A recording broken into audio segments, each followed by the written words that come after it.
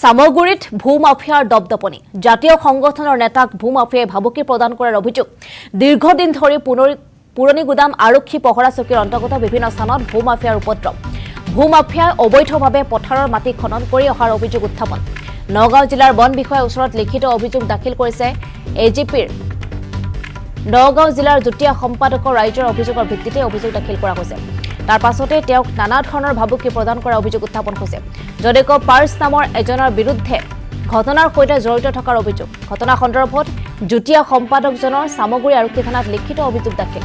ভূমাফিয়াৰ এই চক্ৰ উৎখাত কৰাৰ দাবী জনাইছে অসম জাতীয় পৰিষদৰ নগাঁও জিলাই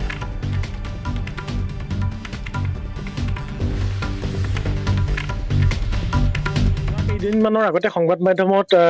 গড়মূৰৰ পৰা চলচললৈ যি ৰাস্তা তাত মাটি ডাম্পাৰে মাটি কাটি পিছল কৰি পেলাইছিল তাত স্থানীয় ব্যক্তিয়ে আপোনালোকৰ সংবাদ মাধ্যমৰ জৰিয়তে অৱগত কৰিছে বাইটো দিছে ঠিক তেনেকুৱা এক কামেই কালি যোৱা ৰাতি ডাম্পাৰৰ অভাত দৌৰাত তেওঁলোকে মাটি কাটিছে খনন কৰিছে কৃষিভূমি খনন কৰিছে সেই ক্ষেত্ৰত প্ৰায় 11 মান বজাত মোৰ স্থানীয় তাৰ পৰা ব্যক্তি ফোন কৰিলে সেই ক্ষেত্ৰত মই যেহেতু অসম জাতীয়তাবাদী যুৱ ছাত্ৰ পৰিষদৰ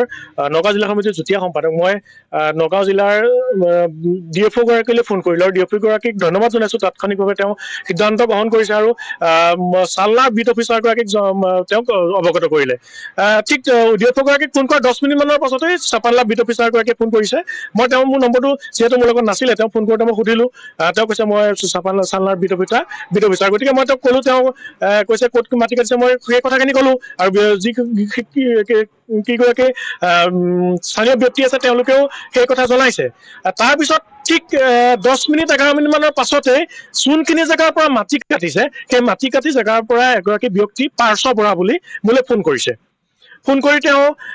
মোক সুধিছে আপুনি কোন হয় আপুনি গাড়ী ৰখাইছে মই তেওঁ ক'লো মোৰ গাড়ী ৰখোৱাৰ অধিকাৰ নাই কিন্তু স্থানীয় ব্যক্তিয়ে যিহেতু ফোন কৰিছে মই ডিঅ'পি গৰাকীক জনাইছোঁ কৈছে আপুনি কেনেকৈ গাড়ী ৰখাই মই চাম আপোনাৰ ওপৰত ব্যৱস্থা গ্ৰহণ কৰিম তেনেধৰণৰ বহুত কথা প্ৰায় ভাবুকি দিয়াৰ ধৰে তেওঁ কৈছে আপোনাৰ ঘৰৰ ওচৰতে আছোঁ ঘৰৰ